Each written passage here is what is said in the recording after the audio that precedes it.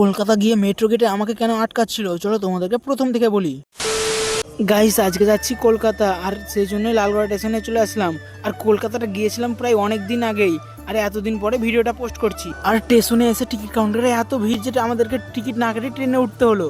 যেহেতু সকাল 6টায় ভাগীরথী এক্সপ্রেস ধরেছি, সেই জন্য ট্রেনের উপরে চা খাচ্ছি। আর ট্রেনে এত ভিড় আমাদেরকে বাঙ্কারে উঠতে হয়েছিল। টিকিট না কাটার কারণে আমরা একটু ভয়ে ভয়ে ছিলাম, কারণ লালগোলা থেকে একবারে শিয়ালদা পর্যন্ত যাব। ফাইনালি আমরা নেমে পড়লাম দমদম জংশনে।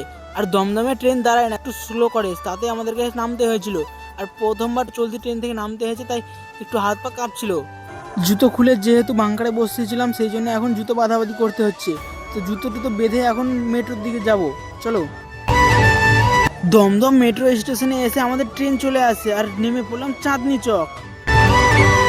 কি বলবো, টিকিট চেক করতে গিয়ে আমার টিকিটটা ঠিকমতো স্ক্যান হয়নি, তাই গেটটা নেমে যাচ্ছিল, মানে কি বলবো। তারপরে আবার চেক করলাম, তখন ঠিকঠাক হলো। তো চলো এখন বাজারের দিকে যেতে হবে। বাজারের কাছে এসে আমরা একটু ছাত্র খেয়ে বাজার করতে যাব। তো চলো সব কিছু দেখাবো।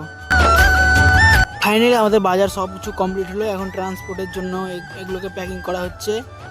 দেখো আমরা প্রথমবার দেখলাম এরকমভাবে প্যাকিং করা হয়। প্যাকিং ট্যাকিং করার পর বাপ্পাদা আমাদের দোকানের অ্যাড্রেস আর দোকানের নামটাম আর নাম্বার টাম্বার সব লিখিয়ে দিচ্ছে, যাতে কোনো সমস্যা না হয় পৌঁছাতে। বেশি মালগুলো ট্রান্সপোর্টে দেওয়ার পর আরও কিছু বাকি ছিল, সেগুলো নেওয়ার জন্য আমরা এদিকে এসেছি। আর এদিকে শুভমকে দেখো ঝিঙ্গালালা করতে ব্যস্ত। গাইস এদিকে আমরা মাল নিচ্ছি, আর ওদিকে ঝিঙ্গালালা করছে।